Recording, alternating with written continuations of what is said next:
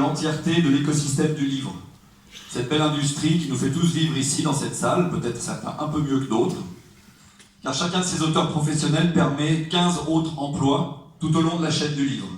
Dans la fabrication, l'édition, la promotion, la diffusion, la distribution et les libraires.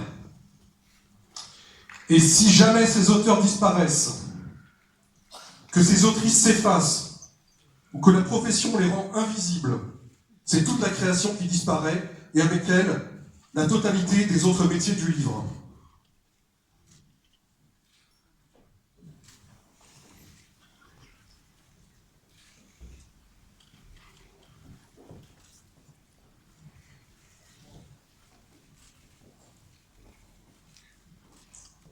Si René Goscinny est désormais connu dans le monde entier, c'est d'abord bien sûr parce qu'il était talentueux.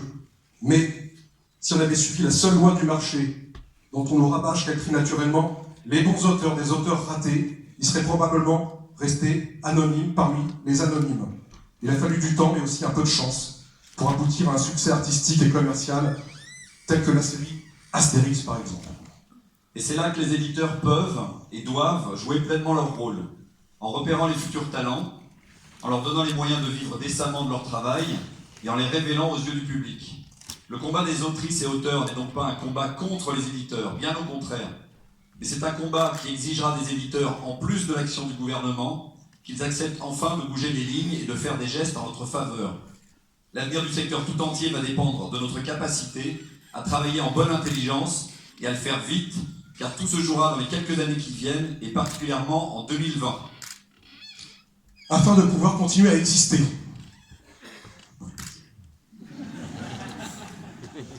Et à créer ensemble. Nous demandons la confirmation de rendez-vous ministériels tout au long de l'année, la mise à profit du rapport Racine, mais aussi de toutes les propositions des représentants du SNAC, de la Ligue des auteurs et des autres syndicats du secteur, afin de préserver la pluralité des points de vue. Un partage des valeurs plus favorables aux auteurs, mesure explicitement soutenue jeudi par Emmanuel Macron. Une rénovation ambitieuse de notre statut qui tiendra compte de nos singularités, mais aussi la recherche de solutions applicables à court terme. Car beaucoup d'auteurs et autrices sont dans une situation d'urgence absolue. L'idée n'est pas de lister toutes nos demandes ce soir, d'autant qu'il existe parmi nous une pluralité d'opinions sur ces questions. C'est un signe de bonne santé démocratique. Ça impliquera par contre des heures de débat acharnés, voire de disputes, comme dans le village d'Astérix.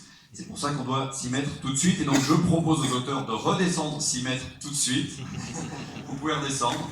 Laissez-vous vous mettre.